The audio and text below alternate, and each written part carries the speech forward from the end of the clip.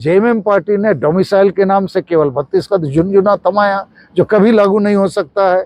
नियोजन नीति के मामला में भी हाईकोर्ट में पुश हो गया।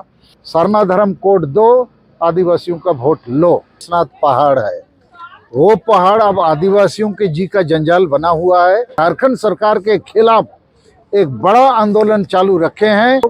अनिश्चितकालीन रेल रोड चक्का जाम करेंगे यदि भारत सरकार की संस्थानें हम आदिवासियों को सम्मान के साथ मारंगबुरु वापस नहीं करेगा, 2023 में सरना धर्म कोड लागू नहीं करेगा, तो हम भी आक्रामक हो सकते हैं। झारखंड के गिरिडीह जिला में जो पारसनाथ पहाड़ है, वो पहाड़ अब आदिवासियों के जी का जंजाल बना हुआ है, इसलिए कि 5 जनवरी 2023 को माननीय मुख्यमंत्री हेमंत सोरेन ने लिख के भारत सरकार को दे दिया कि पारसनाथ पहाड़ केवल जैन धर्म वालों का है, जबकि पारसनाथ पहाड़ को हम आदिवासी लोग मारंगबुरु बोलते हैं, अर्थात वो हमारा ईश्वर है। और जब हमारा ईश्वर को ही बेच दिया और हमारा सरना धर्म को ही अपमानित कर दिया, हमारी आदिवासियों की धार्मिक आस्था विश्वास पर चोट कर दिया, तो हम लोग झारखंड सरकार के खिलाफ एक बड़ा आंदोलन चालू रखे हैं। मारंगबुरु बचाओ भारत यात्रा 17 जनवरी से अभी 22वां दिन है और 11 फरवरी 2023 को हम लोग झारखंड, बंगाल, बिहार, उड़ीसा, असम 5 प्रदेशों में एक दिन सुबह से शाम रेल रोड चक्का जाम करेंगे। पूरा पूर्वी भारत पैरालाइज हो जाएगा।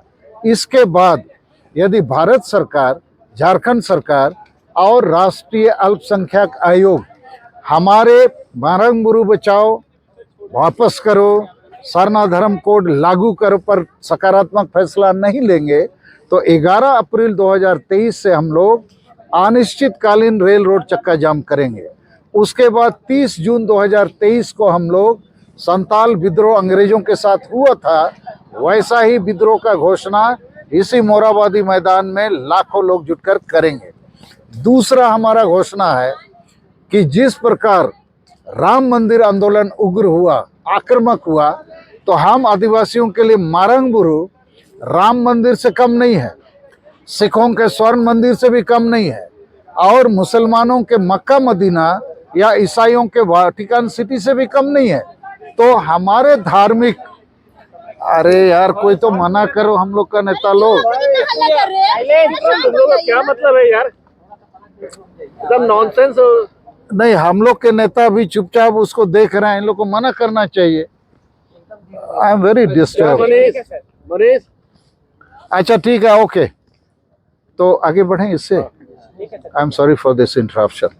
तो हमारा कहना है, हम आदिवासियों के लिए राम मंदिर से कमतर मारंगबुरु नहीं है। यदि भारत सरकार की संस्थानें हम आदिवासियों को सम्मान के साथ मारंगबुरु वापस नहीं करेगा, 2023 में सरना धर्म कोड लागू नहीं करेगा, तो हम भी आक्रामक हो सकते हैं, होने के लिए मजबूर होंगे। तो जिस प्रकार बाबरी मस्जिद को ध्वस्त कर दिया गया, हम आदिवासी भी लाखों सेंगेल सेना लेकर पारसनाथ पहाड़ जाएंगे और जैन के मंदिरों को भी ध्वस्त करेंगे। क्योंकि हमारे ईश्वर को ध्वस्त करोगे, हमारे धर्म को ध्वस्त करोगे, हमारी धार्मिक मान सम्मान आस्था विश्वास को ध्वस्त करोगे, तो झारखंड हम आदिवासियों का राज है, बिरसा मुंडा के जन्मदिन पर बना है। यहीं हमारा ईश्वर मारा जाएगा, धर्म मारा जाएगा, आस्था विश्वास पर चोट होगा, तो हमको एक मजबूरी की स्थिति में, मरता क्या ना करता वाली स्थिति में हम कुछ भी करेंगे, क्योंकि हमारी अस्तित्व पहचान हिस्सेदारी की रक्षा हमको करना है। पहले भी अंग्रेजों के खिलाफ हम लोगों ने संघर्ष किया था, अभी भी करेंगे। तीसरा पॉइंट हमारा है कि झारखंड बने 22 साल हो गया, अनेक पार्टियों को मौका मिले सरकार बनाने का, लेकिन ना स्थानीय नीति बना, ना आरक्षण नीति बना, ना नियोजन नीति बना। अभी आज के पेपर स्टेटमेंट हमने पढ़ा कि बीजेपी का स्टेट प्रेसिडेंट दीपक प्रकाश ने कहा है कि ये जेएमएम की सरकार जल्दी नया एक नियोजन नीति बनाओ, लेकिन इससे ये पुष्ट होता है कि जेएमएम तो नियोजन नीति नहीं बना सकती। हमको डाउट है, क्योंकि उसका स्थानीय नीति भी फुस हो गया, नियोजन नीति भी फुस हो गया।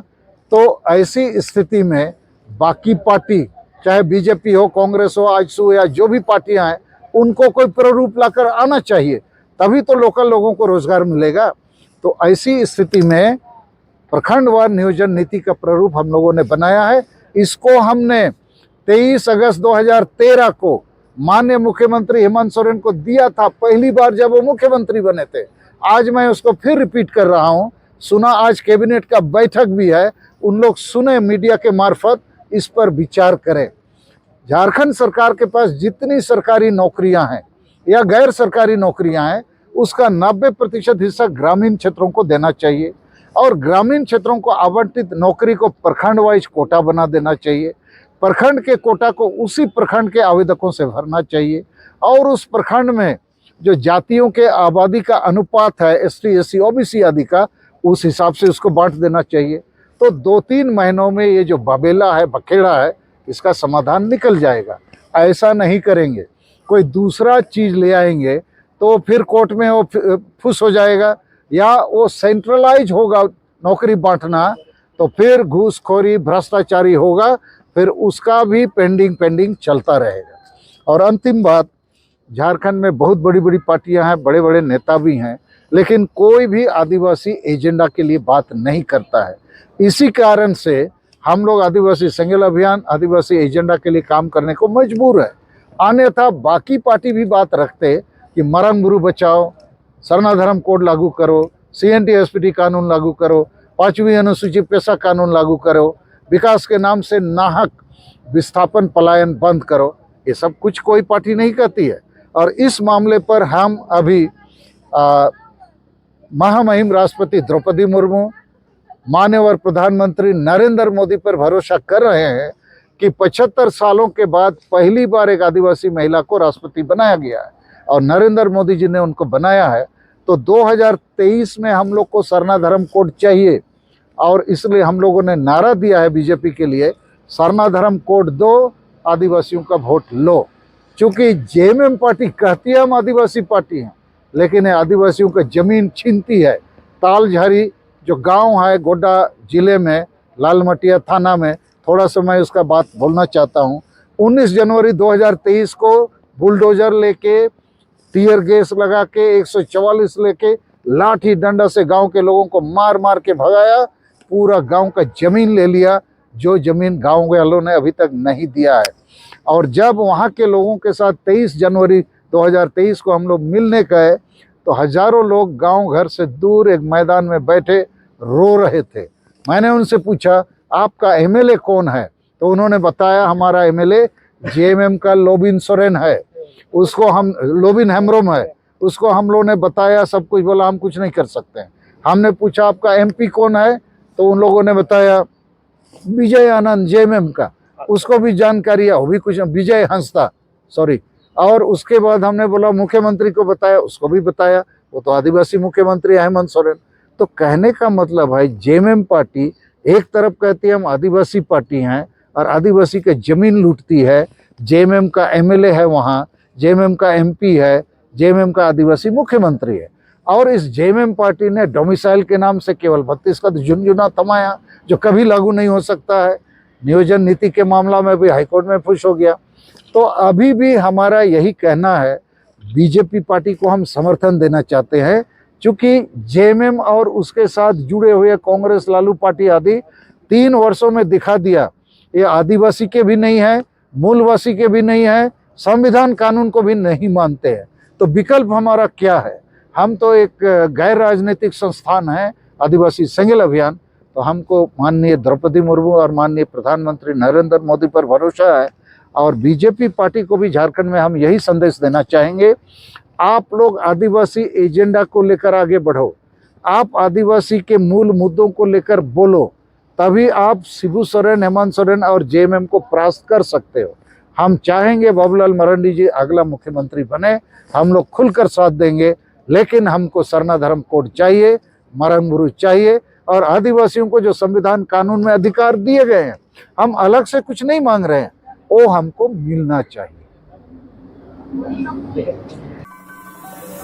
wartatimes.co.in सबकी वार्ता, सच की वार्ता।